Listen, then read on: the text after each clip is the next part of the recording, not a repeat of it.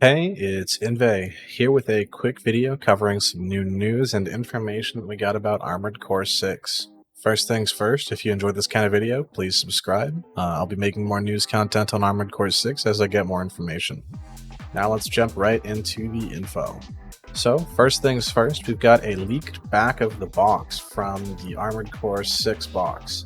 And normally that's not too big of a deal, but here it has confirmed the total player counts for multiplayer, which is something very interesting for us considering that From Software have provided us effectively no information on multiplayer. So as you can see on the back of the box, it says here that it would be a single player game with 2 to 6 players online.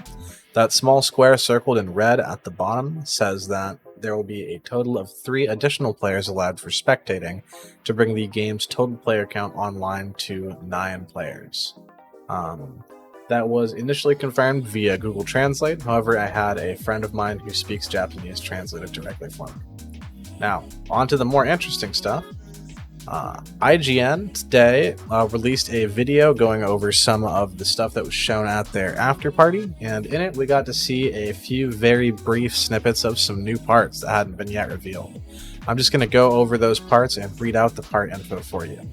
So first thing that was shown was the BGML-G2/PO3MLT06 missile launcher, which is amazingly properly named and is not going to cause any confusion if it turns out being a good part. It is a 6-cell missile launcher developed by Furlong Dynamics. Missiles track and explode on hit, contributing greatly to the buildup of ACS strain. Standard model for medium weight builds, capable of multi-lock. ACS strain, as we know, is the automated control system, which is what covers your stagger. That was covered in the Famitsu interview a little bit ago. Up next here, we have the BML-G1P31 Duo-02. It is a compact 2-cell dual missile launcher developed by Furlong Dynamics.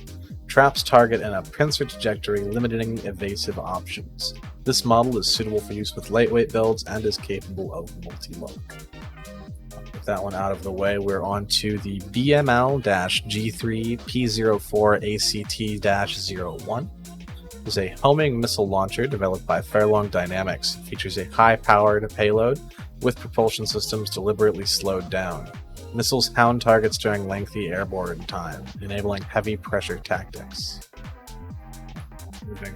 Next, we have the VVC-703PM. It's a 3-cell plasma missile launcher developed by VCPL. Proximity fuses trigger plasma explosions, creating a damage area. A light, compact weapon suitable for a wide range of builds and capable of multi-roll. Up next, we've got some boosters. First, we have the BST-G1/P10. It's a first-generation booster developed by Furlong Dynamics.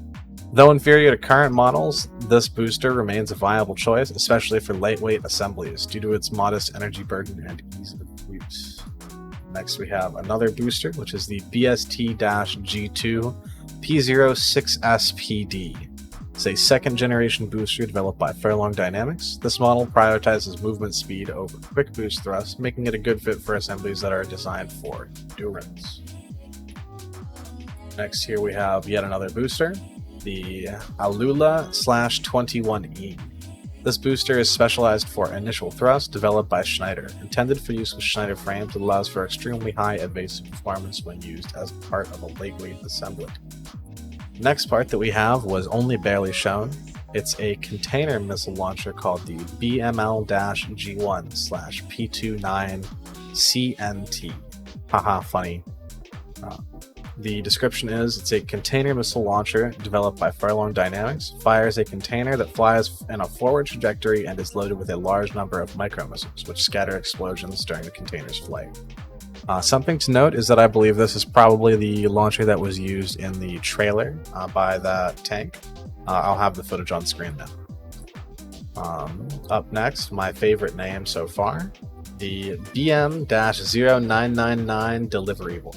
It's a cluster missile launcher developed by RAD, packaged with a large number of Karn impact explosives to carpet bomb the area. Apparently this design came from the feverish mind of a coral-addled engineer.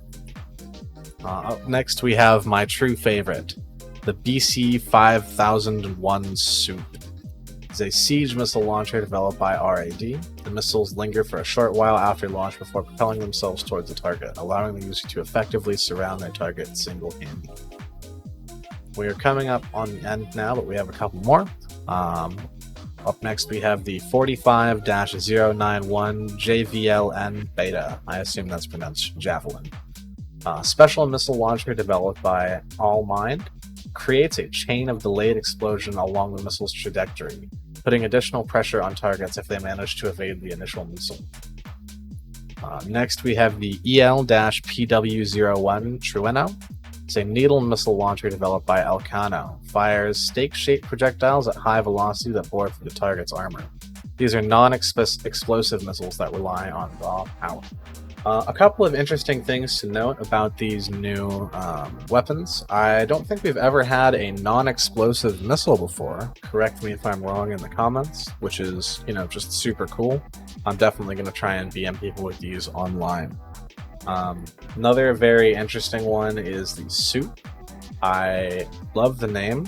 I love the description of just firing missiles that sit there and wait to attack people. It sounds a bit like Carrion Glintblade from Elden Ring. I know Elden Ring comparisons probably aren't in necessarily the greatest taste when it comes to Armored Core, but that's just the first thing that came to mind. The Delivery Boy also sounds quite funny. I think them putting BM999 in the name lets me just guess that it's probably going to be kind of a BM weapon. Speculation, but it seems like it's an extremely low accuracy, high damage weapon. And it also looks like it fires out 4 projectiles at once, according to that stat screen there. So that should be funny to see in action. I don't really have any other comments on any of the other weapons, other than they look super cool. Definitely looking forward to seeing more of the game, and hyped to play some 3v3s when we get it in our hands. If you like this kind of video, please like the video and subscribe. That's the end of the video. Thanks.